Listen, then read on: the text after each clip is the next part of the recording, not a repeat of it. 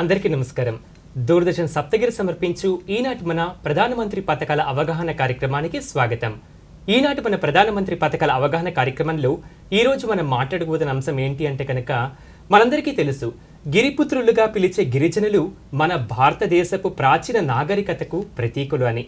ప్రకృతితో ఏకత్వంలో జీవిస్తూ తమ యొక్క సంప్రదాయాలు అదేవిధంగా సంస్కృతిని కూడా వాళ్ళు అద్భుతంగా కాపాడుతూ వస్తున్నారు నేటికి కూడా. వీరి జీవన విధానం సాదాసీదానే, కానీ అది మనకు ఒక స్ఫూర్తిదాయకం. ప్రకృతి వనరులను నిష్కపటంగా వినియోగించటం, పరిరక్షించడం వీరి యొక్క ప్రధాన కర్తవ్యం. అదే కాదు, మనకు తెలుసు, జూలై మాసంలో ప్రసారమైన మన మన్ కీ బాత్ కార్యక్రమంలో ప్రధానమంత్రి గౌరవనీయులు శ్రీ నరేంద్ర మోదీ గారు కూడా ఈ పులుల సంరక్షణలో భాగంగా మన చెంచు తెగలు ఏ విధంగా కృషి చేస్తున్నారో కూడా ప్రస్తావించడం జరిగింది. ఆధునికత ప్రభావంతో వీరి జీవితం క్రమంగా ప్రభావితం అవుతున్న ఈ నేపథ్యంలో గిరిజనుల అభివృద్ధి కోసం మన ప్రధానమంత్రి గౌరవనీయులు శ్రీ నరేంద్ర మోదీ గారు ఒక వరంగా గిరిజనులకు పిఎం జన్మాన్ అనే ఈ స్కీమ్ని ప్రసాదించడం జరిగింది. ఈనాటి ఈ కార్యక్రమంలో మనమైతే మాట్లాడుకోబోతున్నాము ప్రధానమంత్రి జన్మాన్ పథకం అంటే ఏంది, ఇది ఏ విధంగా గిరిజనులకు ఉపయోగపడుతుంది, దీనికి సంబంధించి ఈరోజు ఆ వివరాలు మనతో పంచుకునేందుకు మన స్టూడియోస్కి విచ్చేశారు additional director tribal welfare department government of Andhra Pradesh నుంచి శ్రీ బి మల్లికార్జున్ రెడ్డి గారు అయితే మనతో ఉన్నారు. సో సార్తో మాట్లాడి పూర్తి సమాచారాన్ని మనం అడిగి తెలుసుకుందాం. సార్ నమస్కారం. సార్ ఈనాటి మన కార్యక్రమానికి స్వాగతం. దూరదర్శన్ ప్రేక్షకులందరికీ నమస్కారం. సార్, కార్యక్రమంలో ముందుగా అసలు ఈ పిఎం జన్మాన్ అంటే ఏంది, ఇది ఎప్పుడు ప్రారంభించారు, దీనికి సంబంధించిన వివరాలు సార్. సార్, మనందరికీ తెలిసిందే, శ్రీమతి ద్రౌపది ముర్ము గారు ఎవరైతే మన భారతదేశ మహిళ ఉన్నారో వారు ఒక గిరిజన మహిళ. ఆమె మన దేశానికి రాష్ట్రపతిగా ఎన్నికైన మొట్టమొదటి, అది కూడా గిరిజన మహిళ. గిరిజనుల్లో కూడా చాలా వెనుకబడినటువంటి మనకి పీవీటీజీలు అంటాము, ఆదిమ జాతి గిరిజన సమూహాలు, వారి నుంచి ఎన్నిక కాబడినామా. వారు మనకి రాష్ట్రపతిగా ఎన్నికైంది మొదలుకొని మనకి భారతదేశంలో ఏదైతే జనాభా 121 కోట్ల మందిలో చూసినట్లయితే గిరిజనులు 10 కోట్లు దాటి గిరిజనులు ఉన్నారు. వారిలో అత్యంత వెనుకబడిన, అంటే మన సమాజంలో గిరిజనులే మిగిలిన వారు వెనుకబడి ఉంటారు. వారిలో ఇంకా పీవీటీజీలు అంటే అత్యంత వెనుకబడిన గిరిజనులు దాదాపు 45 లక్షల మంది ఉంటారు. వీరి సర్వతోముఖాభివృద్ధి మనం ఒక సైడు స్వర్ణ ఆంధ్రప్రదేశ్గా చెప్పుకుంటున్నాం, అలాగే వికసిత్ ఆంధ్ర లేదా వికసిత్ భారత్ 2047 నాటికి మన భారతదేశం అభివృద్ధి చెందిన దేశంగా ముందుకెళ్లాలనే ఉద్దేశంతో గౌరవ ప్రధానమంత్రి గారు అనేక చర్యలు తీసుకుంటున్నారు. మన భారతదేశం అభివృద్ధి చెందిన దేశంగా మారిన, మన ఆంధ్ర రాష్ట్రం స్వర్ణాంధ్రగా మారిన, అందులో భాగమైన గిరిజనులు, అందులో కూడా గిరిజనుల్లో అత్యంత వెనుకబడిన పీవీటీజీలు కూడా వారు సమానంగా అభివృద్ధి చెందిన నాడే మన భారతదేశం అనేది పూర్తి స్థాయిలో అభివృద్ధి చెందిన దేశంగా అవుతుంది. అందులో భాగంగా ఈ గిరిజనుల్లో అత్యంత వెనుకబడినటువంటి ఈ పీవీటీజీల కోసం గౌరవ ప్రధానమంత్రి గారు మన గిరిజన ఫ్రీడమ్ ఫైటర్ శ్రీ బిర్సా ముండా గారికి సంబంధించిన వారి బర్త్డే రోజు జార్ఖండ్లోని కుంతీలో జరిగినటువంటి జనజాతీయ గౌరవ దివస్ ఏదైతే జరిగిందో 2023 నవంబర్ 15న, ఆ రోజు ఈ అత్యంత వెనుకబడిన గిరిజనుల సర్వతోముఖాభివృద్ధి కోసం ఈ జనజాతీయ ఆదివాసీ న్యాయ మహా అభియాన్ అనే చెప్పి ఈ పథకాన్ని వారు కేంద్ర ప్రభుత్వ స్థాయిలో ప్రకటించడం జరిగింది. ఇందులో భాగంగా ఈ పీవీటీజీస్ యొక్క సర్వతోముఖాభివృద్ధి అంటే మొత్తం మన భారతదేశంలో ఉన్న 45 లక్షల మంది పీవీటీజీలు. మనం చూసినట్లయితే భారతదేశంలో మొత్తం 730 మంది గిరిజన జాతులు ఉన్నాయి. అందులో 75 గిరిజన జాతులు ఈ ఆదిమ జాతి గిరిజన జాతులుగా వారు విద్యాపరంగా వెనుకబడటం వల్ల అయితేనేమి, అట్లాగే వారు ఇప్పటికీ కూడా వారు ప్రీ అగ్రికల్చర్ టెక్నాలజీస్ వాడటం అంటారు. వారు ఏంటంటే అడవిలో కందమూలాలు వేరుకొని బతకటం, అట్లాగే హంటింగ్ మీద బతకటం, వాళ్ళు సెటిల్డ్ అగ్రికల్చర్ అనేది ఇంకా వారికి అలవాటు లేదు. అట్లాగే వారి జీవన ప్రమాణాలు అనేవి చాలా తక్కువ స్థాయిలో ఉంటాయి. వారి అభివృద్ధి కోసం గౌరవ ప్రధానమంత్రి గారు ఈ ప్రధానమంత్రి జనజాతి ఆదివాసీ న్యాయ మహా అభియాన్ అనేది ప్రకటించడం జరిగింది. సార్, మనం ముఖ్య లక్షణాలు మాట్లాడుకుంటే ఈ పిఎం జన్మాన్ కింద మనకు వచ్చే ఆ ముఖ్య లక్షణాలు ఏమంటారు సార్?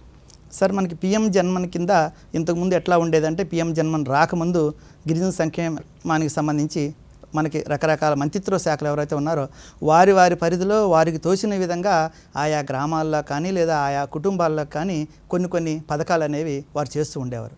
కానీ మనకి జన్మన్ వచ్చిన తర్వాత ఇంటిగ్రేటెడ్ అండ్ కాంప్రహెన్సివ్ డెవలప్మెంట్. ఈ పిఎం జన్మన్ కింద మొత్తం ఏ శాఖ ఆ శాఖకు సంబంధించిన పనులు చేయకుండా మొత్తం భారతదేశంలో ఉన్న అతి ముఖ్యమైన మంత్రిత్వ శాఖలు అన్నీ కూడా 11 ఇంటర్వెన్షన్స్కి సంబంధించి 9 మంత్రిత్వ శాఖల్లో వారందరూ కూడా ఏకమై భారతదేశం లెవెల్లో ఉన్నటువంటి మినిస్ట్రీ ఆఫ్ ట్రైబల్ అఫైర్స్, గిరిజన వ్యవహారాల మంత్రిత్వ శాఖ ఆధ్వర్యంలో ఈ పీవీటీజీ గ్రామాలన్నింటికి కూడా సర్వే చేసి వారికి ఏ గ్రామంలో ఏమేమి అవసరాలు ఉన్నాయి, ఏ కుటుంబంలో ఏమేమి అవసరాలు ఉన్నాయి, ఈ అవసరాలన్నింటిని కూడా గుర్తించి అసలు పీవీటీజీలో మొత్తం ఎంతమంది ఉన్నారు, ఎన్ని గ్రామాలు ఉన్నది సర్వే పూర్తి స్థాయిలో చేసి ఆ సర్వే యొక్క నివేదిక ఆధారంగా వీరికి కావాల్సిన యాక్షన్ ప్లాన్లు అన్నీ కూడా తయారు చేసి మనకి కేంద్ర ప్రభుత్వానికి ప్రతిపాదన జరిగింది. మనకి కేంద్ర ప్రభుత్వం కూడా ఆ సంవత్సరం 3 సంవత్సరాల నిడివికి సరిపడా 24,000 కోట్లతో 3 సంవత్సరాలలో ఈ 45 లక్షల మంది గిరిజనులు ఎవరైతే పీవీటీసీలు ఉన్నారో వారి గ్రామాల సర్వతోముఖాభివృద్ధి అంటే 11 రకాల డెవలప్మెంటల్ యాక్టివిటీస్. ఇప్పుడు ఇల్లు లేని ప్రతి గిరిజనుడికి కూడా పూర్తి స్థాయిలో పక్కా ఇల్లు కట్టించడం, రోడ్డు లేని ప్రతి గ్రామానికి రోడ్డు వేయటం, వైద్య సదుపాయం అందుబాటులో లేని ప్రతి చోట మొబైల్ మెడికల్ యూనిట్లు రన్ చేయటం, అలాగే 1 కిలోమీటర్ పరిధిలో పాఠశాల లేని చోట కొత్తగా హాస్టల్స్ ఓపెన్ చేయటం, అలాగే అంగన్వాడీ సెంటర్లు లేని చోట అంగన్వాడీ సెంటర్లు పెట్టడం, హెల్త్ సెంటర్స్ పెట్టడం, అలాగే వాళ్ళకి నైపుణ్య వికాసానికి ఉపాధి అవకాశాల కోసం వాళ్ళ అటవీ ఉత్పత్తులను వారు మార్కెటింగ్ చేసుకోవడం కోసం అవసరమైన వందన్ వికాస్ కేంద్రాల ద్వారా ప్రతి 300 మంది మహిళలను ఒక గ్రూపుగా చేసి ఆ గ్రూపుకి 15 లక్షలతోటి వారికి కావాల్సిన మెషినరీ ఇవ్వటం, వారికి ట్రైనింగ్ ఇచ్చి వారి అటవీ ఉత్పత్తుల్ని అట్లాగే గిరిజన ఉత్పత్తుల్ని నాణ్యమైన ఉత్పత్తులుగా వాల్యుయేషన్ ద్వారా మార్కెట్లో వాళ్ళకి మంచి రేట్ వచ్చేటట్టు చేయటం. ఇట్లా రకరకాల యాక్టివిటీస్ తోటి అట్లాగే ఆ గ్రామానికి రోడ్లు వేయటం, ప్రతి ఇంటికి కూడా డ్రింకింగ్ వాటర్ ట్యాపు ప్రొవైడ్ చేయటం, కరెంటు లేని ప్రతి ఇంటికి కూడా విద్యుత్ సౌకర్యం కల్పించడం, అట్లాగే ప్రతి ఇంటి మీద కూడా సోలార్ రూప్ టాప్ ప్యానెల్స్ పెట్టడం. ఇట్లా అలాగే నైపుణ్య వికాస్ కేంద్రాలు కొన్ని గ్రామాలకు కలిపి ప్రధానమంత్రి కౌశల్ వికాస్ కేంద్రాస్ ఓపెన్ చేసి వారికి అవసరమైన నైపుణ్య వికాసానికి ఏర్పాటు చేయటం. అలాగే మనకి ఏదైతే ఫారెస్ట్ రైట్స్ యాక్ట్ కింద అటవీ హక్కుల చట్టం కింద అయితే భూములు ఇచ్చామో ఆ భూములన్నింటినీ సర్వతోముఖాభివృద్ధి చేసి వాళ్ళకి సస్టైనబుల్ లైవ్లీహుడ్స్ అంటే వాళ్ళకి నిలకడగా రెగ్యులర్గా వాళ్ళకి ఇన్కమ్ వచ్చేటట్టు చేయటం ద్వారా ఈ అత్యంత ఎనుగుబడిన పీవీటీసీలు ఎవరైతే ఉన్నారో వచ్చే 3 సంవత్సరాలలో ఆ గ్రామాలన్నింటిలో కూడా పూర్తి స్థాయి మౌలిక సదుపాయాలు, అది డ్రింకింగ్ వాటర్ అవ్వచ్చు, రోడ్ కనెక్ట్ అవ్వచ్చు, ఈవెన్ మొబైల్ కనెక్టివిటీ కూడా. మీరు మొబైల్ కనెక్టివిటీ చూసినట్లయితే ఇప్పటికీ కూడా మనకి అన్కనెక్టెడ్ హ్యాబిటేషన్స్ అంటారు, అది రోడ్డు పరంగా చూసినా ఉన్నాయి, అలాగే మొబైల్ కనెక్టివిటీ లేనివి. ఈరోజు మనందరికీ తెలుసు, ఈరోజు సెల్ ఫోన్ లేనిది ఏ పని జరగటం లేదు. మీరు బ్యాంకింగ్ యాక్టివిటీ చేయాలన్నా, మీకు పెన్షన్స్ తీసుకోవాలన్నా, ఏమి తీసుకోవాలన్నా అక్కడ సెల్ ఫోన్ సిగ్నల్ ఉండాలి. కానీ ఇప్పటికీ మన దగ్గర దాదాపు 3,000 పైచీలకు గ్రామాలలో కనెక్టివిటీ లేని ఉన్నాయి.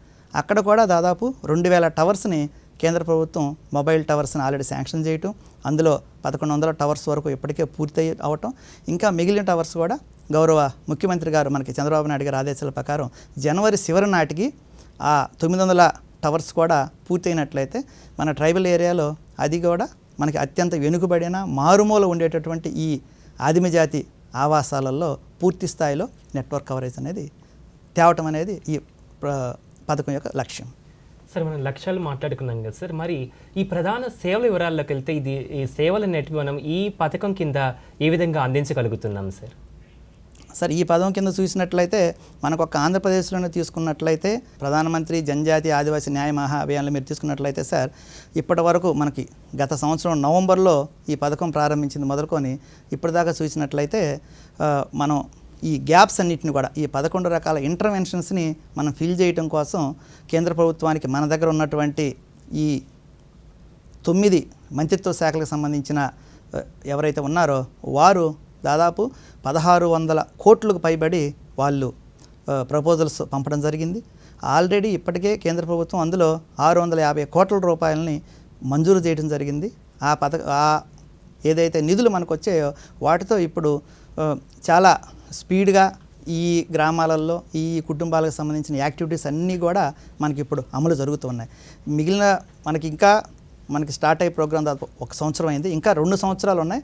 ఈ 2 సంవత్సరాల కంటే ముందుగానే అన్ని గ్రామాలకి మనకి 3 సంవత్సరాల లక్ష్యాలు ఉన్నా సరే మనకి సపోజు మీరు పక్కా హౌసింగ్ తీసుకున్నట్లయితే 36,000 మందికి ఇల్లు నిర్మించాలనేది 3 సంవత్సరాలు మన లక్ష్యమైనప్పటికీ మొదటి 2 సంవత్సరాల్లోనే ఈ 36,000 ఇళ్ళకు కూడా ఆల్రెడీ మనం శాంక్షన్ తీసుకోవడం జరిగింది. అవి నిధులు కూడా మంజూరైనవి కేంద్ర ప్రభుత్వం నుంచి రాష్ట్ర ప్రభుత్వానికి, రాష్ట్ర ప్రభుత్వం కూడా జిల్లాలకి చేయటం వల్ల వచ్చే 2 సంవత్సరాల్లోనే ఇల్లు లేని ప్రతి ఆదిమజాతి గిరిజనుడికి కూడా పక్కా ఇల్లు అనేది చేయడం జరుగుతుంది. అట్లాగే మనకి తాగునీరు, మనకు తెలుసు ట్రైబల్ ఏరియాస్లో రకరకాల వ్యాధుల బారిన పడటానికి గిరిజనులు సురక్షితమైన తాగునీరు లేకపోవటం అనేది చాలా ముఖ్యమైన కారణం. దానికి సంబంధించి కూడా మనకి కేంద్ర ప్రభుత్వం వారు మనకి ప్రకటించినటువంటి జల్ జీవన్ మిషన్ కింద ప్రతి ఇంటికి కూడా ట్యాప్ కనెక్షన్ అనేది ఏర్పాటు చేయడం కోసం ఏర్పాట్లు అనేవి జరుగుతున్నాయి. మనకి ట్రైబల్ ఏరియాస్లో తీసుకున్నట్లయితే దాదాపు మనకి 9,900 పైసీలకు గ్రామాలు మన ట్రైబల్ ఏరియాస్లో ఉన్నాయి. ఆ ఆవాసాలలో ఇప్పటికే 1,500 కోట్ల రూపాయలతోటి మనకి ఆర్డబ్ల్యూఎస్ వారు, రూరల్ వాటర్ సప్లై డిపార్ట్మెంట్ వారు ఇప్పటికే వాటికి శాంక్షన్ ఇవ్వటం, వర్క్స్ అన్నీ కూడా టెండర్స్ పిలిచి స్టార్ట్ చేయడం జరిగింది. సో ఈ పథకం అనేది కానీ ఒక్కసారి పూర్తి స్థాయిలో అందుబాటులోకి వచ్చినట్లయితే గిరిజన ప్రాంతాల్లో చాలా వరకు మనకి ఈ నీటి సంబంధిత వ్యాధులు అనేవి ఏదైతే ఉన్నాయో అవన్నీ కూడా పూర్తిగా అదుపులోకి రావడం ద్వారా వారి హెల్త్ విషయంలో కానీ ఆరోగ్య విషయంలో కానీ చాలా ఇంప్రూవ్మెంట్ అనేది మనకి వస్తుంది. సార్, మరి ఈ గిరిజన హక్కులను పరిరక్షించడానికి మనం ఈ పథకం ద్వారా వారికి ఏ విధంగా తోడ్పాటుని ఇవ్వడం జరుగుతుంది సార్? సార్, మనకి గిరిజన అభివృద్ధిలో మనం చూసినట్లయితే ఒకటి గిరిజనుల్ని ప్లేన్ ఏరియా వాళ్ళతో సమానంగా వారికి అభివృద్ధి పదంలో నడిపించడం ఒక భాగం అయితే, వారి హక్కులని వారి సంస్కృతిని కాపాడటం అనేది కూడా గిరిజన సంక్షేమ శాఖ యొక్క ధర్మాలలో అది కూడా చాలా ముఖ్యమైనది.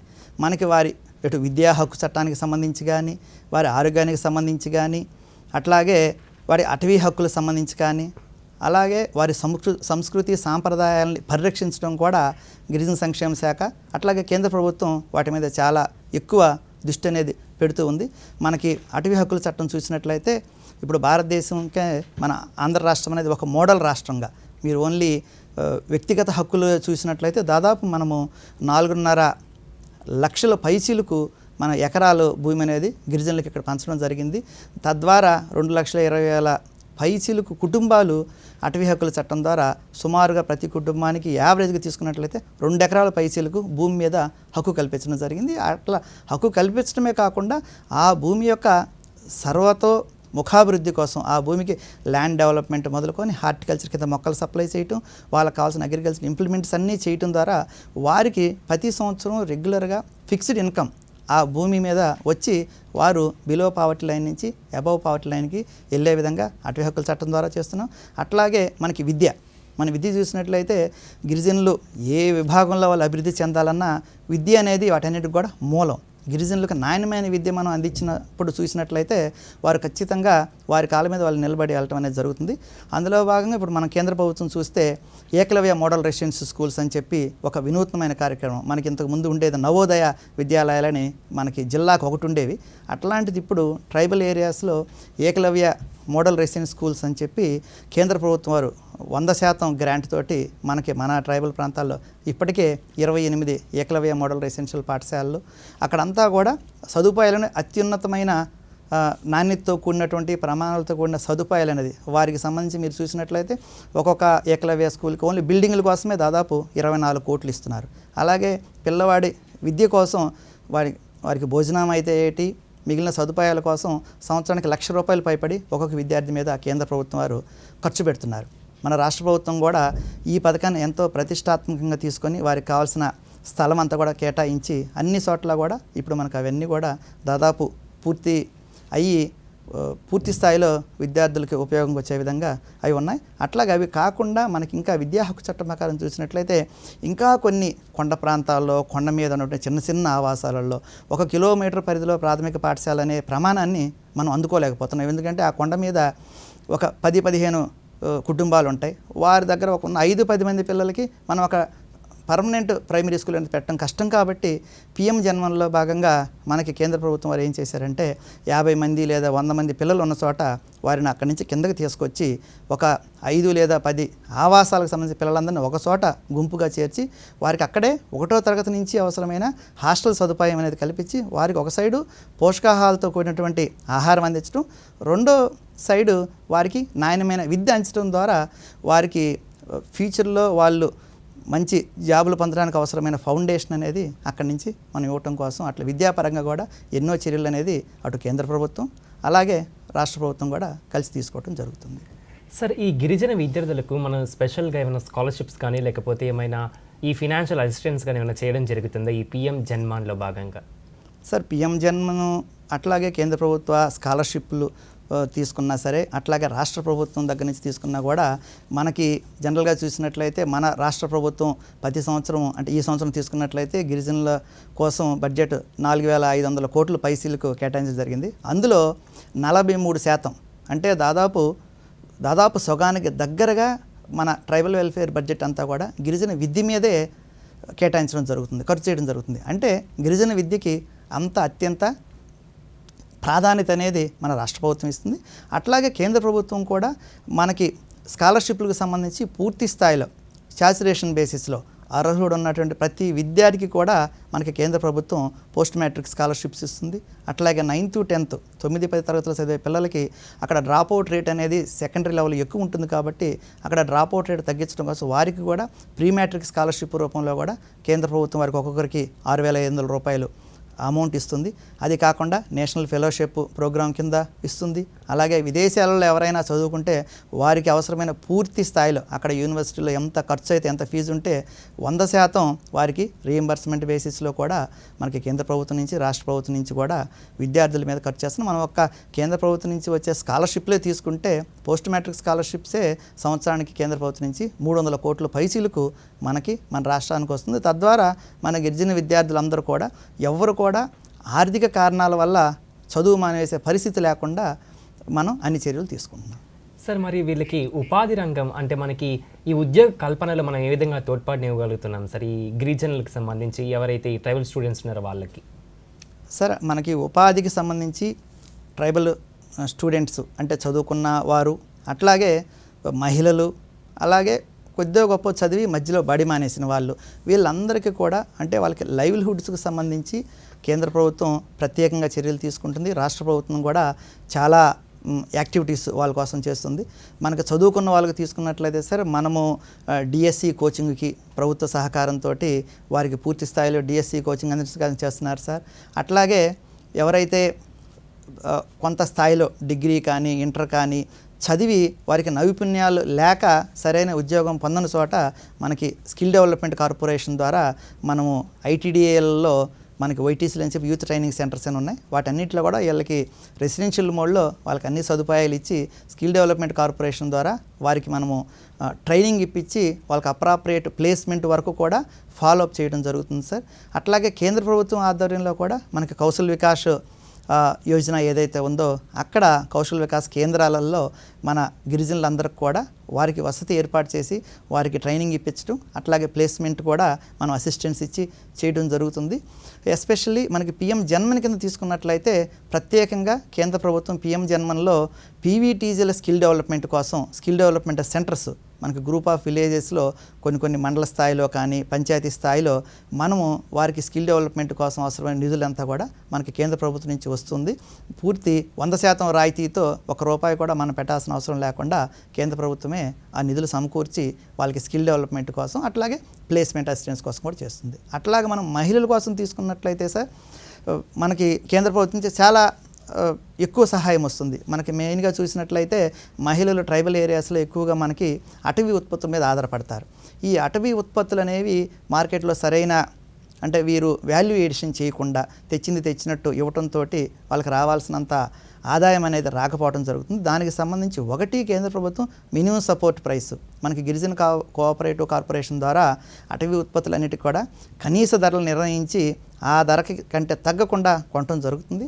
రెండోది వందన్ వికాస్ కేంద్రాస్ ద్వారా ప్రతి 300 మంది మహిళల్ని ఒక గ్రూపుగా ఏర్పాటు చేసి వారికి 15 లక్షల ఆర్థిక సహాయం చేసి వారికి కావాల్సిన మెషినరీ ఇవ్వటం, వాళ్ళు ఏదైనా బిజినెస్ చేయాలనుకుంటే వారికి కావాల్సిన క్యాపిటల్ కూడా ఈ 15 లక్షల వాళ్ళు వాలుకొని వాళ్ళు ఆ గ్రూప్ అంతా కలిపి అటవీ ఉత్పత్తుల్ని నాణ్యత జోడించి వాటికి తయారు చేసుకోవడం, అట్లాగే మార్కెటింగ్ కూడా మనకి నేషనల్ లెవెల్లో ట్రైఫెడ్ కానీ, ఇక్కడ జీసీసీ కానీ, గిరిజన సంక్షేమ శాఖ కానీ తరచూ వారి కోసం ఫెయిర్స్ ఏర్పాటు చేయటము, వారికి పట్టణ ప్రాంతాల్లో స్టాల్స్ ఏర్పాటు చేసి గిరిజన ఉత్పత్తులు అనే వాటికి నాణ్యమైన సరుగ్గా మార్చి మంచి వారికి రెమ్యూనరేటివ్ ప్రైసెస్ రావటం కోసం కూడా మనకి అటు కేంద్ర ప్రభుత్వం, రాష్ట్ర ప్రభుత్వ గిరిజన సంక్షేమ శాఖలు అనేవి ఎప్పుడు కూడా వారికి తోడ్పాటు అందిస్తున్నాయి. సరే, అయితే మనం ఈ విద్యార్థులకు సంబంధించి అదేవిధంగా మహిళలకు సంబంధించి మాట్లాడుకోవడం జరిగింది. ఇప్పుడు ఈ ఆరోగ్య సేవల వివరాలకు వెళ్తే కనుక మనం ఈ పిఎం జన్మాన్ కింద ఏ విధమైన ఆరోగ్య సేవలను మనం ఇవ్వగలుగుతున్నాం, వీటికి సంబంధించిన వివరాలు సార్? సార్, మనకి గిరిజన ప్రాంతాలలో ఆరోగ్యం అనేది ఎప్పుడు కూడా అది ఒక సమస్యాత్మకమైనటువంటి ఏరియా సార్. ఎందుకంటే అక్కడ వారందరూ కూడా కొండ ప్రాంతాలలో లోతట్టు ఇన్యాక్సెసిబుల్ ఏరియాస్లో ఉండటం జరుగుతుంది. అందులోనూ ముఖ్యంగా మనకి ఈ ఆదిమ జాతి గిరిజనులు ఎవరైతే పీవీటీసీలు అంటున్నామో వారందరూ కూడా ఇంకా లోతట్టు ప్రాంతాల్లో హిల్ టాప్స్ మీద ఉండటం జరుగుతుంది. ఇప్పటికీ చాలా గ్రామాలకి పూర్తి స్థాయిలో రోడ్డు సదుపాయం లేకపోవటం, మొబైల్ కనెక్టివిటీ లేకపోవటం ఒక సమస్య అయితే, రెండోది వారిలో మెయిన్గా భాషకు సంబంధించిన కూడా మనకు సమస్య ఉంటుంది సార్. మనకి ఈ పీవీటీసీలు అందరూ కూడా వారికంటూ ఒక ప్రత్యేకమైన భాష ప్రతి ఒక్కరికి ఉంది. ఇప్పుడు కోయా కానీ, గదబా కానీ, కువి, ఆదివాసీ ఒరియా, ఇట్లా వారికి ప్రత్యేకమైన భాష ఉంది. వారు ఇంకా కూడా వారి భాషను వారు కాపాడుకుంటూ రావడంతో వారికి చాలామందికి మనం తెలుగులో చెప్పేది వారికి అర్థం కాదు. మన ప్రభుత్వ అధికారులు వీళ్ళు చెప్పినప్పుడు ఈ భాష అనేది మధ్యలో ఒక అబ్స్ట్రక్షన్ లాగా వస్తుంది. అట్లాగే ఇంకా కొంతమందికి ఆ లోతట్టు ప్రాంతాల్లో ఉండటంతో మనకి అంబులెన్స్లు ఇవన్నీ కూడా సమయానికి అక్కడికి వెళ్ళకపోవటం, ఇంకా మధ్యలో వాగులు, కొండలు ఇవన్నీ అడ్డు ఉండటంతో ఇప్పటికి కూడా కొన్ని ప్రాంతాలలో మనకి ఈ డోలీ మూతలు మన తరచూ పేపర్లో అప్పుడప్పుడు చూస్తూ ఉంటాం. ఎవరో ఒకచోట జరిగినా సరే దాన్ని చూపిస్తూ ఉంటారు, ఇలా ఇంకా డోలీ మూతలు నవీన యుగంలో కూడా డోలీ మూతలు ఉన్నాయని. ఇట్లా ఈ సమస్యలు ఉంటాయి. అట్లాగే మనకి జనరల్గా కూడా ట్రైబల్ ఏరియాస్లో ఈ మలేరియా ఇట్లాంటివన్నీ కూడా ఎండమిక్ డిసీజ్ అంటారు. అవి ఆ సీజన్లో ఖచ్చితంగా అక్కడ ప్లేన్ ఏరియాతో పోలితే ఎక్కువ వస్తాయి. సో వీటన్నిటికీ కూడా రకరకాల కారణాలు, వాళ్ళ ఆహారపు అలవాట్లు అవ్వచ్చు, లేదా అక్కడ ఉన్నటువంటి భౌగోళిక పరిస్థితులు, దోమలు పెరగడానికి కొండ ప్రాంతాల్లో భౌగోళిక పరిస్థితులు అనుకూలంగా ఉండటం అవ్వచ్చు. అట్లాగే వారు ఇన్ టైమ్ హాస్పిటల్కి రావడానికి కావాల్సిన యాక్సెసిబిలిటీ లేకపోవటం, అలాగే వారికి హాస్పిటల్స్ దూరంగా వెళ్ళాలనుకున్నా దూరంగా ఉండటం, ఇలాంటి కారణాలకు ఉంటాయి. దీనికి సంబంధించి వారి ఆరోగ్యం అనేది చాలా ముఖ్యమైన విషయం కాబట్టి కేంద్ర ప్రభుత్వం వారు మనకి పిఎం జన్మన్లో చూసినట్లయితే ఎక్కడెక్కడైతే దగ్గరలో వారికి ఉండాల్సిన దగ్గరలో వైద్య సదుపాయాలు లేవో, అవి సబ్ సెంటర్స్ కానీ, ప్రైమరీ హెల్త్ సెంటర్స్ కానీ, అట్లాంటి చోట మనకి మొబైల్ మెడికల్ యూనిట్స్ అని చెప్పి శాంక్షన్ చేయడం జరిగింది. ఈ మొబైల్ మెడికల్ యూనిట్స్ దాంట్లో పూర్తి స్థాయిలో మెడికల్ సిబ్బంది ఉంటారు, టెస్టింగ్కి సంబంధించిన ఎక్విప్మెంట్ ఉంటుంది, ల్యాబ్ టెక్నీషియన్ వాళ్ళందరూ కూడా, అన్ని డ్రగ్స్ కూడా ఉంటాయి. వారు ఈ గ్రామాలు ఏదైతే వైద్య సదుపాయంకి దూరంగా ఉన్న గ్రామాలు ఉన్నాయో అక్కడికి వెళ్ళిపోయి వారికి నిరంతరం వైద్య సేవలు అనేది అందించడం ద్వారా వారిలో ఈ వ్యాధులు ప్రబలటాన్ని తగ్గించడం అనేది కూడా మనకి ఈ పిఎం జన్మలో ఉన్న 11 ఇంటర్వెన్షన్స్లో మొబైల్ మెడికల్ యూనిట్స్ అనేది కూడా ఒక ముఖ్యమైనది. అట్లాగే ఇంకొకటి చూసినట్లయితే మల్టీపర్పస్ సెంటర్స్ ద్వారా ఏ గ్రామంలో అయితే అంగన్వాడీ లేదో, పాఠశాల లేదో, హెల్త్ సెంటర్ లేదో, ఈ 3 కూడా ఒకే చోట మల్టీపర్పస్ సెంటర్స్ 60 లక్షలతోటి మనం ఒక పెద్ద మల్టీపర్పస్ సెంటర్ అక్కడ కట్టడం జరుగుతుంది. అందులో గదులు కేటాయించి అక్కడ ఈ శాఖల నుంచి ఏఎన్ఎంఎల్ని, అంగన్వాడీ సెంటర్కి అంగన్వాడీ టీచర్లు వీళ్ళందరినీ కూడా అక్కడికి డిప్యూట్ చేసి అక్కడ వారికి అందుబాటులో ఈ వైద్య సదుపాయాలు అనేది అందించడం ద్వారా మనం ఈ ఎపిడమిక్ సీజన్ అంతా కూడా కంట్రోల్ చేసి ఓవరాల్గా వారి ఈ ఇన్నాళ్ళు ఏదైతే వాళ్ళు వైద్యపరంగా ఇబ్బంది పడ్డారో, ఏదైతే మనకు హోమ్ డెలివరీస్ జరుగుతున్నాయో, ఇన్స్టిట్యూషన్ డెలివరీస్ లేకుండా అవన్నీ కూడా ఇంప్రూవ్ చేసి మాతా శిశు మరణాలను అనేది పూర్తి స్థాయిలో తగ్గించడం, అట్లాగే 100% వ్యాక్సినేషన్ అనేది వేయటం అనేది కూడా మనకి ఇప్పుడు జరుగుతూ ఉంది. సార్, మరి మనకి ఇప్పుడే మాట్లాడుకోవడం జరిగింది రోడ్స్ అండ్ ఇన్ఫ్రాస్ట్రక్చర్స్కి సంబంధించి. సో ఈ పిఎం జన్మాన్ కింద ఏ విధంగా ఈ గిరిజన ప్రాంతాల్లో అభివృద్ధి అనేది జరుగుతుంది సార్? ముఖ్యంగా ఈ రోడ్స్, బ్రిడ్జెస్కి సంబంధించి వీటికి సంబంధించిన వివరాలు సార్. సార్, రోడ్స్, బ్రిడ్జెస్కి సంబంధించి మనకి గిరిజన ప్రాంతాల్లో ఈరోజు మనకి డోలీ మూతలు ఉన్నా సరే, మన వైద్య సిబ్బంది కానీ పాఠశాలకు సంబంధించిన సిబ్బంది కానీ అక్కడికి సక్రమంగా వాళ్ళకి చేరుకోకపోవటం, అట్లాగే వారికి ఏదైనా అక్కడ ఇబ్బంది వస్తే బయటికి రాలేకపోవటం, అట్లాగే వారు పండించే పంటలకి సరైన మార్కెట్లో ధర తెచ్చుకోవడం కోసం లేకపోవటం అనేది మెయిన్గా మనకి రోడ్ కనెక్టివిటీ అనేది ఒక మేజర్ ప్రాబ్లం సార్. కాబట్టి రోడ్ కనెక్టివిటీ మీద గత ప్రభుత్వాలు కానీ కేంద్ర ప్రభుత్వం రాష్ట్ర ప్రభుత్వాలు ఎన్నో చర్యలు తీసుకొని చాలా వరకు చేసినప్పటికీ మనకి ఒక ఏజెన్సీ ప్రాంతంలో తీసుకున్నట్లయితే అక్కడ దాదాపు మనకి 10,000 ఆవాసాలు ఉన్నాయి. అంటే గ్రామాలు తక్కువ కానీ ఆవాసాలు ఒక్కొక్క గ్రామం పరిధిలో 15-20 ఆవాసాలు ఉంటాయి. ఒక్కొక్క ఆవాసంలో చూసినట్లయితే మనకి ప్లేన్ ఏరియాలో జనరల్గా ఒక గ్రామం తీసుకుంటే 1000 మంది 500 మంది జనాభా ఉంటుంది. కానీ అక్కడ తీసుకున్నట్లయితే 10 ఇండ్లు లేదా 20 ఇండ్లు, మనకి ఒక్కొక్క ఆవాసంలో 5 ఇళ్ళున్న ఆవాసాలు కూడా ఉంటాయి. కానీ అక్కడికి మనకు రోడ్డు వేయాలంటే 2-3 కిలోమీటర్ల రోడ్డు వేయాలి. దానివల్ల ఏంటంటే అక్కడ ఉన్న జనాభా తక్కువ, మనకు వేయాల్సిన రోడ్డు యొక్క ధర చూసినట్లయితే అమౌంట్ చాలా చాలా ఎక్కువ ఫండ్స్ అనేవి మనకి అవసరం రావడంతో ఉన్న నిధుల్లో నుంచి ప్రయారిటీ బేసిస్లో అన్ని గ్రామాలకు వేసుకుంటూ వస్తున్నారు.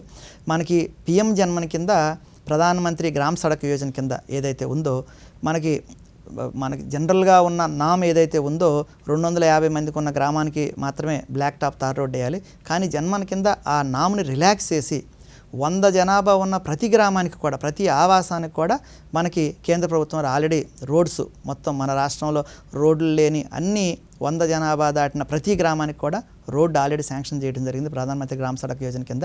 ఆ రోడ్స్ అన్నిటి కూడా నిధులు మంజూరు జరిగింది. అవన్నీ కూడా వచ్చే 1 సంవత్సరంలో పూర్తి చేయడం జరుగుతుంది. అట్లాగే 100 జనాభా కంటే తక్కువ ఉన్న గ్రామాలు చూసినట్లయితే ఇంకా మనకి ఆవాసాలు గ్రామం అన్నవే వెంటనే ఆవాసాలు చూసినట్లయితే 2100 పైచిలుకు అట్లాంటివి ఉన్నాయి. వాటికి మనము కనీసం ఆల్ వెదర్ రోడ్స్ మనకు అంబులెన్స్ వెళ్ళే విధంగా మనము రోడ్డు వేయాలనుకున్న చూసిన కోట్లాడితే మన రాష్ట్ర ప్రభుత్వం గిరిజన సంక్షేమ శాఖ గౌరవ ముఖ్యమంత్రి చంద్రబాబు నాయుడు గారి ఆదేశాల ప్రకారం ఈ డోలీ మోతలో లేని రాష్ట్రంగా మన్నాన్ని చేయటం కోసం వారు ఇచ్చిన ఆదేశాల ప్రకారం గిరిజన సంక్షేమ శాఖ అట్లాగే ఇంజనీరింగ్ విభాగం వారు ఎక్సర్సైజ్ చేసిన యాక్షన్ ప్లాన్ ప్రకారం చూసినట్లయితే దాదాపు 1,500 కోట్లు మనకి ఈ 2,100 పైసీలకు ఆవాసాలకి పూర్తిస్థాయి రోడ్డు వేయాలంటే 1,500 కోట్లు అవసరమవుతాయి. ఇవన్నీ కూడా కేంద్ర ప్రభుత్వం సహాయం ఉంది. అందులో మెయిన్గా మనకి ఉపాధి హామీ పథకం కింద మెటీరియల్ కంపెనీ ఏదవుతుందో అది తీసుకొని వీలైనంత త్వరగా ఈ అన్ని గ్రామాలకు కూడా రోడ్డు సౌకర్యం అనేది ఎన్ఆర్జీఎస్ కేంద్ర ప్రభుత్వం వారి సౌజన్యంతో నడుస్తున్న ప్రోగ్రాం ఉంది. దాని ద్వారా రోడ్స్ వేయటం కోసం యాక్షన్ ప్లాన్ ఉంది. అది కూడా ఈ సంవత్సరం నుంచే గౌరవ ముఖ్యమంత్రి గారు చర్యలు తీసుకోమని చెప్పారు. కాబట్టి అది కూడా ఆల్రెడీ వర్క్స్ స్టార్ట్ అయినాయి. ఒక్కసారి ఈ గ్రామాలకి రోడ్డు కనెక్టివిటీ కానీ పూర్తయినట్లయితే ఒకటి వారికి ఈ వైద్యపరంగా జరుగుతున్న ఇబ్బందులన్నీ కూడా తగ్గిపోతాయి. రెండోది వారికి పూర్తి స్థాయిలో వారి పండించే పంటలకి మార్కెట్ సౌకర్యం వస్తుంది. అన్ని విధాలుగా వారికి అటు విద్యాపరంగా కానీ ఆరోగ్యపరంగా కానీ అట్లాగే మనకి ఇప్పుడు ఇన్ఫ్రాస్ట్రక్చర్ కూడా మనం చూసినట్లయితే ఇల్లులు మనం శాంక్షన్ చేస్తున్నాం. కానీ అక్కడికి వెళ్ళటానికి మెటీరియల్ తీసుకెళ్ళడానికి సరైన రోడ్డు సౌకర్యం లేకపోవటం వల్ల వారు చాలా ఇబ్బంది పడుతున్నారు. ఇప్పుడు వాళ్ళు నెత్తి మీద మోసుకొని వెళ్ళాల్సిన పరిస్థితి వస్తుంది. మనకు మైదాన ప్రాంతాల్లో 2 లక్షలతో ఇల్లు అయిపోయే పరిస్థితి ఉంటే వారు అక్కడ ఇల్లు కట్టాలంటే 3-3.5 లక్షలు అవుతుంది. కాబట్టి మనకు ఒక్కసారి రోడ్డు సౌకర్యంగానే వచ్చినట్లయితే అక్కడ మిగిలిపోయిన సౌకర్యాలన్నీ కూడా పూర్తి స్థాయిలో ప్రభుత్వం చేయడానికి ఈ రోడ్డు కనెక్టివిటీ అనేది చాలా ఉపయోగపడుతుంది. దాని మీద ఇప్పుడు కేంద్ర ప్రభుత్వం రాష్ట్ర ప్రభుత్వం ప్రత్యేకమైన శ్రద్ధ తీసుకొని చేస్తున్నారు. కాబట్టి వచ్చే 1 లేదా 2 సంవత్సరాలలో అన్ని గిరిజన ఆవాసాలకి పూర్తి స్థాయిలో రోడ్డు సౌకర్యం అనేది కలుగుతుంది. అట్లాగే ఇందాక మీకు చెప్పినట్లు మనకి త్రాగునీరుకు సంబంధించి వాటర్ బార్న్ డిసీజెస్ అన్నీ కూడా వాటర్ రిలేటెడ్ కంట్రోల్ అవ్వాలంటే ప్రతి ఇంటికి మనము సేఫ్ డ్రింకింగ్ వాటర్ అనేది ప్రొవైడ్ చేయడం కోసం జల్ జీవన్ మిషన్లో కూడా అన్ని గ్రామాలు కూడా శాంక్షన్స్ ఆల్రెడీ ఇచ్చేశారు మన రాష్ట్ర ప్రభుత్వం. ఇది కూడా కేంద్ర ప్రభుత్వం సౌజన్యంతో నడిచే స్కీమ్ ఉంది. అన్ని గ్రామాలకు కూడా ఆల్రెడీ వర్క్స్ శాంక్షన్ అయినాయి, టెండర్స్ పిలవడం జరిగింది. ఇప్పుడు వర్క్స్ అన్నీ కూడా ప్రోగ్రెస్లో ఉన్నాయి. అవి కూడా వచ్చే సంవత్సరంన్నరలో పూర్తి స్థాయిలో అవి కంప్లీట్ అవుతాయి. అట్లాగే మనకి కనెక్టివిటీ డిజిటల్ బ్రిడ్జ్ అనేది ఏదైతే గ్యాప్ ఉందో డిజిటల్ డివైడ్ ఉందో దాన్ని డిజిటల్ బ్రిడ్జింగ్ కోసం కూడా ఆ డివైడ్ బ్రిడ్జ్ చేయడం కోసం సెల్ ఫోన్ టవర్స్ అనేవి మనకి 2,000 కొత్త టవర్స్ ఒక్క గిరిజన ప్రాంతాల్లోనే శాంక్షన్ చేయటం, అవన్నీ కూడా ఇప్పుడు చాలా ఫాస్ట్గా వర్క్ నడుస్తూ ఉంది. అవి కూడా మనకి జనవరికి టార్గెట్ ఇచ్చారు గౌరవ ముఖ్యమంత్రి గారు. అలాగే కేంద్ర ప్రభుత్వం వారు కూడా రెగ్యులర్గా హోంమంత్రి గారి స్థాయిలో ఇక్కడ చీఫ్ సెక్రటరీ గారితో రివ్యూలు అవుతూ దాని మీద కూడా వారు నిరంతరం పర్యవేక్షిస్తున్నారు. అది అయిపోయినట్లయితే మనకు వచ్చే కనీసం 3-4 నెలల్లో cell phone connection, cell phone mobility, cell phone signal లేని గిరిజన గ్రామం అంటూ లేకుండా ఉంటుంది కాబట్టి వారికి మనకి డిజిటల్ రిలేటెడ్ ఏ ట్రాన్సాక్షన్ అంతా కూడా మంచిగా జరగడానికి అవకాశం ఉంది. సార్, మరి ఈ గిరిజనుల ఆర్థిక అభివృద్ధికి సంబంధించి మనం మాట్లాడుకుంటే కనుక మనం ప్లెయిన్ ఏరియాస్లో తీసుకుంటే వాళ్ళకి చాలా డిఫరెంట్గా ఉంటుంది సార్. అక్కడ ఏంటంటే ఈ ఫినాన్షియల్ స్టెబిలిటీ కొంచెం కష్టం. సో అట్లాంటి వాళ్ళకి మన యొక్క ప్రభుత్వం నుంచి వాళ్ళకి ఏ విధంగా సహాయం అనేది అందుతుంది సార్? సార్, మనకి గిరిజన ప్రాంత మనకి ఏజెన్సీ ప్రాంత గిరిజనులు అంటే ట్రైబల్ ఏరియాకి సంబంధించిన గిరిజనులు, అలాగే ప్లెయిన్ ఏరియాకి సంబంధించిన గిరిజనులు చూసినట్లయితే వీరిద్దరి మధ్యలో కొంత తేడా అనేది కనిపిస్తుంది. మనకి ట్రైబల్ ఏరియాస్లో ఏజెన్సీ ప్రాంతాల్లో గిరిజనులు వారు జనరల్గా భూమి ఆధారిత ఎకానమీ ఉంటుంది. వారందరికి కూడా ఇది రెవెన్యూ భూమి కానీ లేదంటే అటవీ హక్కుల కింద వచ్చిన భూమి కానీ కనీసం ప్రతి కుటుంబానికి ఎంతో కొంత భూమి అనేది ఉంటుంది. అట్లాగే వారు బతకడానికి అవసరమైన రిసోర్సెస్ అన్నీ కూడా వారి ఫారెస్ట్ దగ్గరలో ఉంటుంది. వారందరూ కూడా ఫారెస్ట్ అది దేనికైనా అవ్వచ్చు, వాళ్ళ పశువులను పెంచుకోవడానికి అవ్వచ్చు, లేదా వారికి కావాల్సిన మెడిసిన్స్ తెచ్చుకోవడానికి అవ్వచ్చు, చేపలు పట్టడానికి అవ్వచ్చు, వారికి నాన్ టెంబరు యాక్ట్ ప్రొడ్యూస్ అంటారు అది తెచ్చుకోవడానికి, అటవీ ఉత్పత్తులను సేకరించి అమ్ముకోవడానికి వారికంటూ ఒక ఫారెస్ట్ బేస్డ్ రిసోర్స్ ఉంటుంది. లైవ్లీహుడ్ అనేది వారికి కొంతవరకు ఉంటుంది. అదే మనకి ప్లెయిన్ ఏరియాలు చూసినట్లయితే ప్లెయిన్ ఏరియాలో మెయిన్గా మనకి ఎక్కువగా ఉన్న తెగ యానాదులు. మనకిప్పుడు మన ఆంధ్రప్రదేశ్లోని గిరిజన జనాభాలో దాదాపు 20% మంది యానాదులే ఉన్నారు. వీరు పీవీటీజీలుగా పరిగణింపబడకపోయినప్పటికీ వారు చాలా అత్యంత వెనుకబడిన తెగల్లో వారు ఒకరు. యానాదులు ఎక్కువగా కూడా వారు నోమాడిక్ అంటారు. అంటే వారు ఎక్కడ కూడా స్థిర నివాసం ఉండదు. వారు తరచు ఒక బతుకు తెరువు కోసం ఒక ప్రాంతం ఇంకొక ప్రాంతానికి పోవటం వల్ల వారికంటూ ఆధార్ కార్డులు లేకపోవటం, రేషన్ కార్డులు లేకపోవటం, వారు ఎక్కడా కూడా స్థిర నివాసం లేకపోవటం వల్ల ఏ సచివాలయంలో కూడా నమోదు కాకపోవటం వల్ల వారికి ప్రభుత్వం నుంచి అందాల్సిన చాలా సదుపాయాలు అనేవి అందక వాళ్ళు ఇబ్బందులను పరిస్తుంది. అలాగే వాళ్ళకి ఆధార్ కార్డు బ్యాంకే లేదు కాబట్టి వారికి ప్రభుత్వం నుంచి వచ్చే ఎటువంటి ఏ ఆర్థిక సహాయం కానీ ఇంక ఏ నిధులు కూడా ఏ పథకాలు కూడా వారు అందుకోలేని స్థితిలో ఉన్నారు. దానికి మనకి కేంద్ర ప్రభుత్వం వారు కానీ వారు కామన్ సర్వీసు సెంటర్స్ ద్వారా అట్లాగే రాష్ట్ర ప్రభుత్వం వాళ్ళు కూడా ప్రత్యేకమైన డ్రైవ్లు చేసి ఎక్స్క్లూషన్స్ అంటారు. వీరందరూ కూడా ఆధార్ కార్డు లేదు, జన్ధన్ అకౌంట్ లేదు, కిసాన్ క్రెడిట్ కార్డు లేదు, ఆయుష్మాన్ భారత్ హెల్త్ కార్డు లేదు, వారికి ఎక్స్క్లూడ్ అయిపోయారు వాళ్ళందరూ కూడా. సో ఇవి ఏవీ లేవు కాబట్టి వారికి సొంతంగా స్థిర నివాసం లేదు కాబట్టి వారికి ఇల్లు శాంక్షన్ కాలేదు, వారికి ఏ స్కాలర్షిప్లు రావు, ప్రభుత్వం నుంచి ఇచ్చే ఏ నిధులు కూడా వారికి వచ్చే పరిస్థితి లేదు. కాబట్టి ఇప్పుడు స్పెషల్ డ్రైవ్లు పెట్టి వారందరికీ కావాల్సిన కార్డ్స్ ఏదైతే బేసిక్ కార్డ్స్ వారికి ఆధార్ కార్డు మొదటగా ఆధార్ కార్డు ప్రత్యేకమైన సౌలభ్యంతో మనము ఏదైతే ఆధార్ అథారిటీ ఉందో వారితో ప్రత్యేకంగా మనం లెటర్లు రాసి వీరికి కావాల్సిన బేసిక్ సర్టిఫికేట్స్ రిలాక్సేషన్స్ తీసుకొని కొన్ని సర్టిఫికేట్స్ లేకపోయినా సరే బర్త్ సర్టిఫికేట్ లాంటివి వారికి ఆధార్ ఇప్పించే ఏర్పాటు అనేది ఇప్పుడు జరుగుతూ ఉంది. అట్లాగే రైజ్ ట్రైబ్స్ అని చెప్పి ఒక డిజిటల్ ప్లాట్ఫామ్ అనేది గౌరవ ముఖ్యమంత్రి గారి ఆదేశాల ప్రకారం యాప్ ఇప్పుడు తయారు చేసింది. అది అంతా కూడా అడ్వాన్స్ స్టేజ్లో ఉంది, కంప్లీషన్ స్టేజ్లో. అది వచ్చిన తర్వాత హౌస్ టు హౌస్ సర్వే ఒకటి, హ్యాబిటేషన్ లెవెల్ సర్వే ఒకటి, ప్రతి గ్రామంలోనూ ప్రతి ఇంటికి సంబంధించిన పూర్తి వివరాలన్నీ కూడా సేకరించి మనకిప్పుడు గౌరవ ముఖ్యమంత్రి గారి లక్ష్యం ఏంటంటే ఇప్పుడు ఏదైతే గిరిజనులకు ఆదాయం వస్తుందో దాన్ని రెట్టింపు చేయాలి. మైదాన ప్రాంతాల్లో ఉన్న సామాన్య జనాలకు సమానంగా ఈ ఆదాయ వనరుల్ని పెంచాలి. వీరిని కూడా మనము ధనవంతులుగా చేసిన నాడే మంది స్వర్ణాంధ్రగా చెందాలి. అంటే వీరిని కూడా ఆ స్వర్ణాంధ్రలో సమ్మిళిత అభివృద్ధి అనేది జరగాలి, వాళ్ళు ఇంటిగ్రేట్ కావాలి. కాబట్టి వారందరూ ఆదాయం డబల్ చేయడం కోసం ప్రత్యేకమైన ప్లాన్స్ అనేవి చేస్తున్నారు.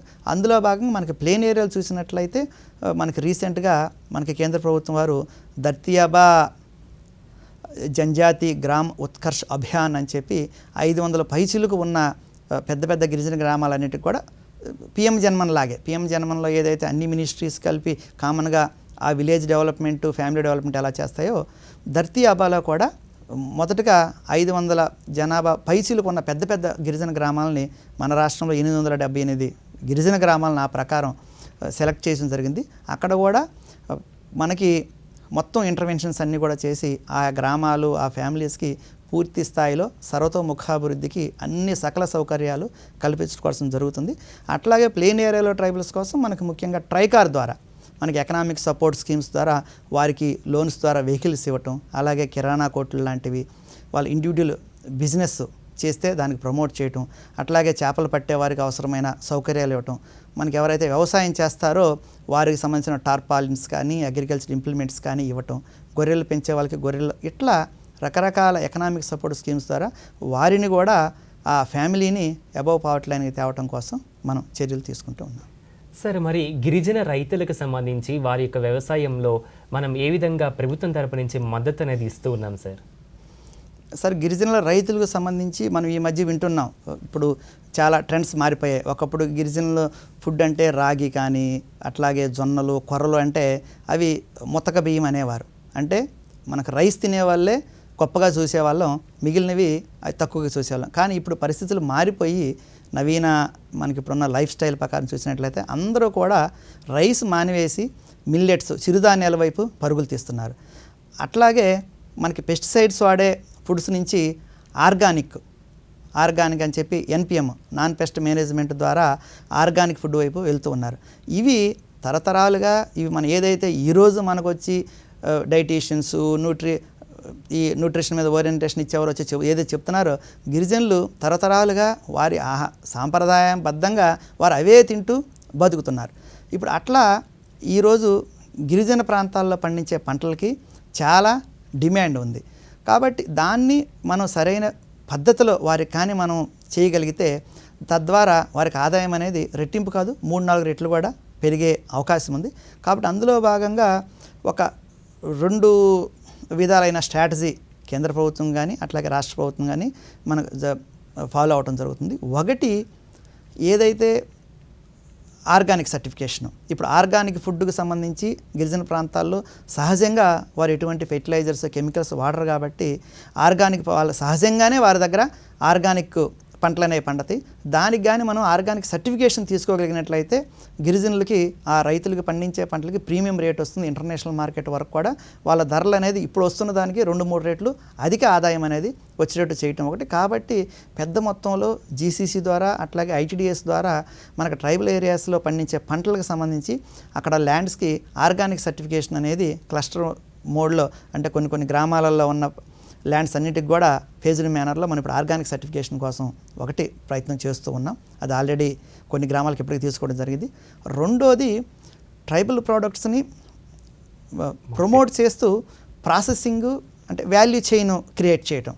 ఒకటి వాళ్ళు పండించే పంటలను ఏదైతే ఉందో దాన్ని చాలా చోట్ల అంటే మీరు సపోజ్ కాఫీ తీసుకోండి, కాఫీలో చాలా చోట్ల ఏంటంటే మొక్కలు చచ్చిపోతే వాళ్ళు రీప్లేస్మెంట్ చేయరు. అందువల్ల ఎకరాకి 50,000 ఆదాయం రావాల్సిన చోట 25,000 వస్తుంది. సో కన్సాలిడేషన్ ద్వారా చేసినట్లయితే వాళ్ళకి ఇంకా ఆ ఉన్న ల్యాండ్ మీదే ఆదాయం అనేది పెరుగుతుంది. అట్లాగే వాళ్ళు కొన్ని మోడర్న్ టెక్నిక్స్ వాడటం ద్వారా వారికి సరైన టైంలో వాటిని గ్రూమింగ్ చేయటం ద్వారా వాళ్ళకి హ్యాండ్ హోల్డింగ్ సపోర్టు అట్లాగే సరైన ఎక్విప్మెంట్ వాడటం వల్ల అట్లాగే వచ్చిన కాఫీ గింజలను కానీ మిరియాలు కానీ సరిగ్గా ప్రాసెస్ చేయటానికి చేసి వాటిని ఆరబెట్టే పద్ధతి కానీ దాన్ని సైంటిఫిక్ మేనర్లో చేస్తే వచ్చే ప్రోడక్ట్ క్వాలిటీ వస్తుంది, మంచి ధర వస్తుంది.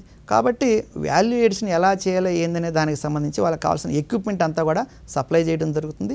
అట్లాగే ప్రతి పంటకి అది మీరు ట్రైబల్ ఏరియాలో పండే కాఫీ తీసుకోండి, మిరియాలు తీసుకోండి, పసుపు తీసుకోండి, క్యాష్యూ తీసుకోండి, బనానా తీసుకోండి, వీటికి వాల్యూ చైన్స్ అనేవి క్రియేట్ చేసి ఇన్పుట్స్ క్వాలిటీ ఇన్పుట్స్ అనేవి కూడా అన్ని కేంద్ర ప్రభుత్వం నుంచి రాష్ట్ర ప్రభుత్వం నుంచి ఏర్పాటు చేసి వారికి ట్రైనింగ్ ప్రొఫెషనల్ ఏజెన్సీ ద్వారా ట్రైనింగ్. సపోజ్ ఇప్పుడు మనం పసుపు తీసుకుంటే మామూలు పసుపు మార్కెట్లో వచ్చే దానితో పోలిస్తే కుర్కుమిన్ అంటారు.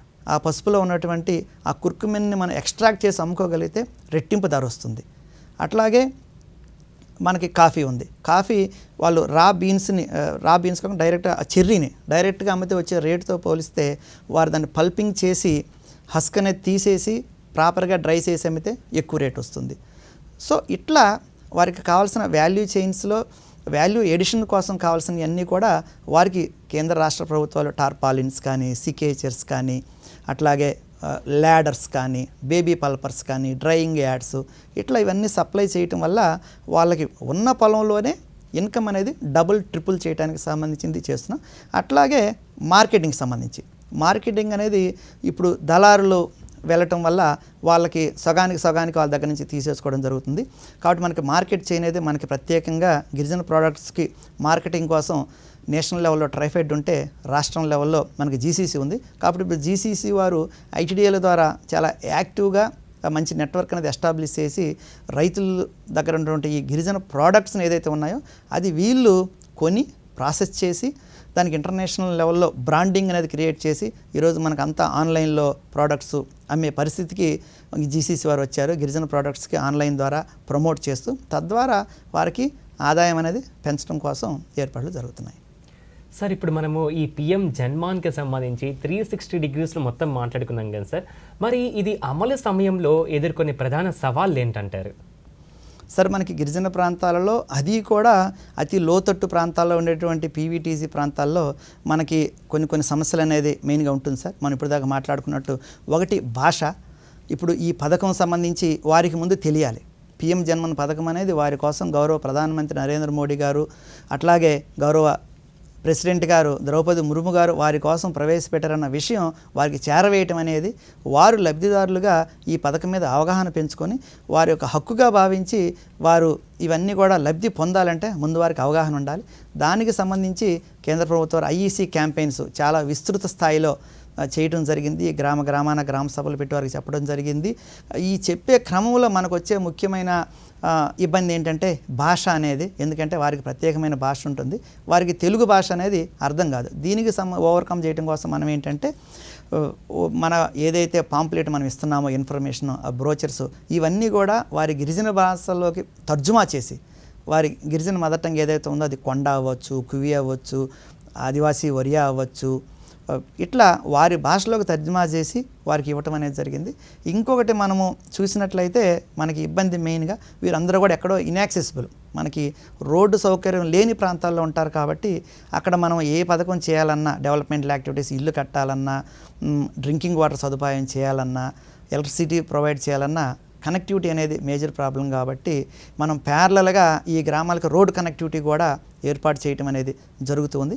అట్లాగే ఇంకా కొంత వీరికి ఎక్కువ మంది నిరక్షరాస్యులు అవటంతో వాళ్ళకి అవగాహన లోపం, అట్లాగే ఇంకా కొంతమంది మనం బయట నుంచి ఎంత అవగాహన కల్పించినా కొన్ని చిన్ని మూఢనమ్మకాలు ఇట్లా ఈ ఉండటం వల్ల కొంత ఈ ప్రోగ్రెస్ అనేది స్లో అవుతుంది. అయినా సరే దీన్ని కేంద్ర ప్రభుత్వం నిరంతరం, ఇప్పుడు మనకి కేంద్ర ప్రభుత్వం నుంచి ప్రతి వారానికి కనీసం ఒక మీటింగు పెట్టి జిల్లా స్థాయిలో అధికారులందరినీ కూడా విస్తృత స్థాయిలో అంతా కూడా కార్యోన్ముఖులను చేయటం ద్వారా ఈ పథకం మీద చాలామందికి అవగాహన వచ్చింది. వారంతటా వారే వచ్చి ఈరోజు మాకు ఇల్లు కావాలి, మాకు ఎలక్ట్రిసిటీ కావాలి, మా దాని మీద సోలార్ రూఫ్ టాప్ సిస్టమ్ కావాలి, మా ఇంటికి ట్యాప్ కనెక్షన్ కావాలి, అట్లాగే మాకు గ్యాస్ కనెక్షన్ కావాలి, అట్లా మాకు ఆధార్ కార్డు కావాలనే స్థాయిలో అవగాహన అనేది వచ్చింది.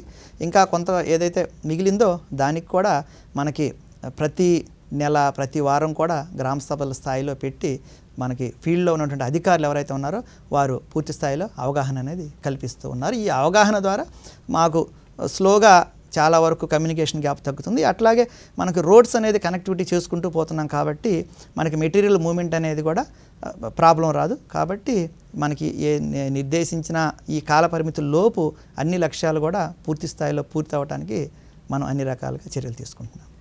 సార్, మరి ఈ గిరిజనుల యొక్క సాంప్రదాయ వారసత్వ ఈ చారిత్రాత్మక సంబంధించి మనం ఏ విధంగా వాటిని మనం ప్రిజర్వ్ చేసేదానికి గవర్నమెంట్ ఎటువంటి యాక్షన్స్ తీసుకుంటుందంటారు సార్? సార్, గిరిజన సంక్షేమ శాఖలో నేను మొదటగానే చెప్పినట్టు గిరిజన సంక్షేమ శాఖ అటు రాష్ట్ర ప్రభుత్వం అయినా సరే, అలాగే కేంద్ర గిరిజన వ్యవహారాల శాఖ అయినా సరే, గిరిజనులకి మనకున్నటువంటి 2 పాలసీలలో ఒకటి గిరిజనుల్ని అభివృద్ధి చేయటం, వారిని ఎక్స్ప్లాయిటేషన్ నుంచి ప్రొటెక్ట్ చేయటం.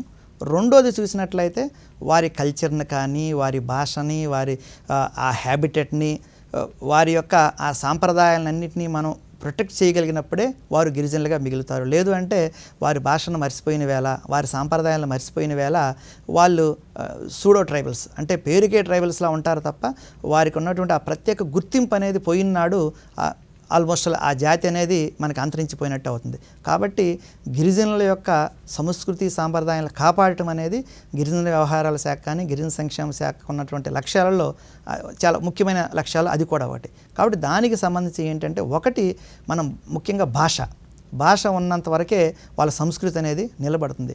కాబట్టి ఈ గిరిజనుల భాషలకి ఎక్కడా కూడా లిపి అనేది లేదు. అయినా సరే మన తెలుగు భాషని లిపిగా వాడి వాళ్ళ భాషలన్నిటికీ సంబంధించి కూడా పదకోశాలు మనకి గిరిజన సాంస్కృతిక పరిశోధన సంస్థ ఏదైతే మనకి విశాఖపట్నంలో ఉందో, tribal cultural research and training mission వారి ఆధ్వర్యంలో, అట్లాగే ఈవెన్ సెంట్రల్ గవర్నమెంట్ వారు కూడా దీనికోసం సంబంధించి ఆది ప్రసారణ అని చెప్పి సెపరేటు పోర్టల్ తయారు చేయటం, అట్లాగే వీరి ఉన్నటువంటి ఏదైతే కల్చర్ రిలేటెడ్ ఉన్నాయో వాటన్నిటి కూడా డాక్యుమెంటేషన్ మీద ఇప్పుడు చాలా ఎక్కువ ఫోకస్ అనేది, వారి భాషని డాక్యుమెంట్ చేయటం, వారి నృత్యాలు, మనకి గిరిజన నృత్యాలు అనేది చాలా ఫేమస్. మనకి ట్రైబల్ ఏరియాలో తీసుకుంటే అది దింసా డ్యాన్స్ అవ్వచ్చు, మయూరి డ్యాన్స్ అవ్వచ్చు, కొమ్ముకోయ డ్యాన్స్ అవ్వచ్చు, లంబాడీ డ్యాన్స్ అవ్వచ్చు, ఇవన్నీ కూడా ఈ అంతరించిపోకుండా వాటన్నిటిని ఆడియో వీడియో మోడ్లో వాటన్నిటిని కూడా మనం డాక్యుమెంటేషన్ చేసి ప్రిజర్వ్ చేసి వచ్చే తరాలకి వాటిని మనం ముందుకు తీసుకెళ్తాం. అట్లాగే వాళ్ళ వేషధారణలు, వాళ్ళ కళాకృతులు, వాళ్ళకి సంబంధించిన ట్రెడిషనల్ నాలెడ్జ్. ఇప్పుడు చాలామందికి తెలియంది గిరిజనుల దగ్గర ఎంతో ట్రెడిషనల్ నాలెడ్జ్ ఉంటుంది. వారికి అడవిలో ఏ మొక్కని, ఈవెన్ పాము కాటుకి ఏ ఒక్క ఆకు తింటే పాము కాటు విషం వెంటనే విరిగిపోయే అట్లాంటి ట్రెడిషనల్ నాలెడ్జ్ ఉంటుంది. దాన్నంతా కూడా డాక్యుమెంట్ చేయటం. అట్లాగే వాళ్ళ కళలు, ఇప్పుడు మనకి పెయింటింగ్స్ చూసినట్లయితే అది సవరా పెయింటింగ్స్ అవ్వచ్చు, అట్లాగే చాలా ఐరన్ రిలేటెడ్ ఆర్ట్స్ కానీ ఇవన్నీ కూడా చాలా ఉన్నాయి వాళ్ళ దగ్గర, గిరిజనులకు ప్రత్యేకమైనవి. వాటన్నిటిని కూడా డాక్యుమెంటేషన్ చేసి మనం ప్రిజర్వ్ చేయటం కోసం జరుగుతుంది.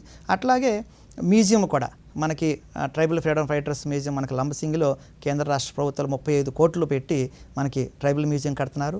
అట్లాగే మనకి ఆంధ్ర రాష్ట్రం విభజన తర్వాత మనకి ఏదైతే ట్రైబల్ మ్యూజియం హైదరాబాద్లో అతిపెద్ద మ్యూజియం ఉండేది, అది తెలంగాణకి వెళ్ళిపోయింది. కాబట్టి మనకి విశాఖపట్నంలో కేంద్ర ప్రభుత్వం వారు మనకి మ్యూజియం కూడా శాంక్షన్ చేయడానికి వారు కూడా సమ్మతించారు. కాబట్టి గిరిజన మ్యూజియం విశాఖపట్నంలో కూడా మనం కొత్తగా మన ఇక్కడ ఉన్నటువంటి 34 ఏదైతే గిరిజన తెగలు ఉన్నాయో వీరి సంస్కృతి సంప్రదాయాలన్నీ ప్రతిబింబించేలాగా ముందు తరాలకి గిరిజన ఈ సంస్కృతి అనేది మనం క్యారీ ఫార్వర్డ్ చేయడం కోసం మ్యూజియం కూడా మనం చేయడం జరుగుతుంది. అట్లాగే తరచూ మనం కల్చరల్ ఎక్స్చేంజ్, ఇప్పుడు ఏక్ భారత్ శ్రేష్ఠ భారత్ కార్యక్రమం కింద మన రాష్ట్రానికి చెందిన గిరిజనులు వేరే రాష్ట్రాలకు వెళ్ళటం, అక్కడ వాళ్ళు ఇక్కడికి రావటం, కల్చరల్ ఎక్స్చేంజ్ కార్యక్రమాలు కూడా మనకి జరుగుతూ ఉంటాయి. సార్, కార్యక్రమంలో చివరిగా ఈ ఫంక్షనింగ్ ఆఫ్ ఐటీడీఎస్ అనేది ఎలా జరుగుతాయి, దీనికి సంబంధించిన వివరాలు సార్. సార్, ఐటీడీఎస్ అనేది అది ఒక ఈ ఐటీడీఎస్ అనేది భారతదేశంలోనే ఆంధ్రప్రదేశ్ ఐటీడీఎల్లో మన గిరిజన సంక్షేమ అభివృద్ధిలో ఇది ఒక రోల్ మోడల్ లాంటిది sir. Integrated tribal development agencies అని చెప్పి మనకి ట్రైబల్ సబ్ ప్లాన్ స్కీమ్లో మనకి 5th 5-year ప్లాన్లో దేశవ్యాప్తంగా కేంద్ర ప్రభుత్వం వాళ్ళు ఈ ట్రైబల్ సబ్ ప్లాన్ ఇంప్లిమెంటేషన్ కోసం చేసినప్పుడు మన రాష్ట్రంలో గౌరవ ఏదైతే దివంగత ముఖ్యమంత్రి గారు ఉన్నారో ఎన్టీ రామారావు గారు, వారి టైంలో ఈ ఐటీడీఎస్ అన్నిటిని కూడా, అంటే అప్పటికి ఐటీడీఎస్ అన్నీ కూడా జిల్లా హెడ్ క్వార్టర్స్లో ఉండేవి. అవి గిరిజనులకి అభివృద్ధి చేయగలగాలి, గిరిజనులకి సౌకర్యాలు సరిగ్గా పెరగాలి అంటే అవన్నీ కూడా వారి ప్రాంతంలో వారికి అందుబాటులో ఉండాలన్న ఉద్దేశంతో డిస్టిక్ హెడ్ క్వార్టర్స్లో ఉన్న ఐటీడీఎస్ అన్నింటిని కూడా తీసుకెళ్ళి ట్రైబల్ ఏరియాస్లో ఈరోజు మనం తీసుకున్నట్లయితే శ్రీకాకుళం డిస్టిక్ హెడ్ క్వార్టర్ అయితే మనకి ఐటీడీఎస్ సీతంపేట ఉంటుంది, విజయనగరం డిస్టిక్ హెడ్ క్వార్టర్ అయితే పార్వతీపురంలో ఐటీడీఏ ఉంటుంది, విశాఖపట్నం ఐటీడీఏ పాడేరులో ఉంటుంది, ఈస్ట్ గోదావరి ఐటీడీఏ రంపచోడవరం ఉంటుంది, కొత్తగా చింతూరు కూడా పెట్టడం జరిగింది, వెస్ట్ గోదావరి ఐటీడీఏ కోటరామచంద్రపురం. అట్లా గిరిజన ప్రిడామినెంట్ ఏరియాస్లో వీళ్ళందరూ కూడా వారి డోర్ స్టెప్ దగ్గర ఐటీడీఎస్ పెట్టి అక్కడ ఒక సీనియర్ ఐఏఎస్ ఆఫీసర్లని వాటికి ప్రాజెక్ట్ ఆఫీసర్లుగా పెట్టి వారికి జిల్లా కలెక్టర్కి ఉన్న పవర్స్ అన్నీ కూడా డెలిగేట్ చేసి సింగిల్ లైన్ అడ్మినిస్ట్రేషన్ అంటారు.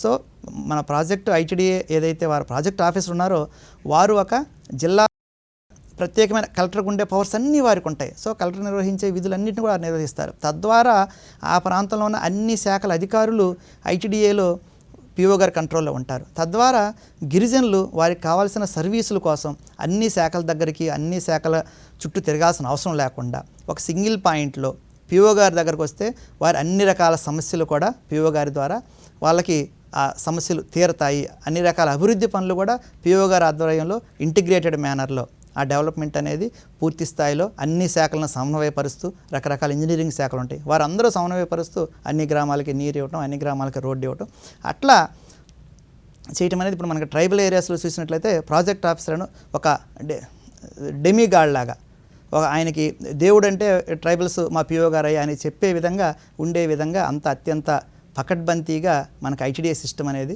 ఉంది. ఇప్పటికి కూడా నిధులన్నీ కూడా మనకి ఐటీడీఏల ద్వారా ఈరోజు ట్రైబల్ ఏరియా అంత ఇన్యాక్సెసిబుల్, అంత హిల్లీ ఏరియా అయినా సరే మనకి ఇప్పుడు జరిగిన అభివృద్ధి జరిగిందంటే అది మన ఐటీడీఏలలో సింగిల్ లైన్ అడ్మినిస్ట్రేషన్ ద్వారా మొదటి నుంచి కూడా సీనియర్ ఐఏఎస్ ఆఫీసర్స్ని ఏసీ చేయటం ద్వారా మనకి మిగిలిన రాష్ట్రాలతో పోలిస్తే మన దగ్గర ట్రైబల్ ఏరియాస్ అనేవి కూడా ఒక మోడల్ డెవలప్మెంటల్ ఇన్స్టిట్యూషన్స్గా మనకి పేరు తెచ్చుకోవడం జరిగింది.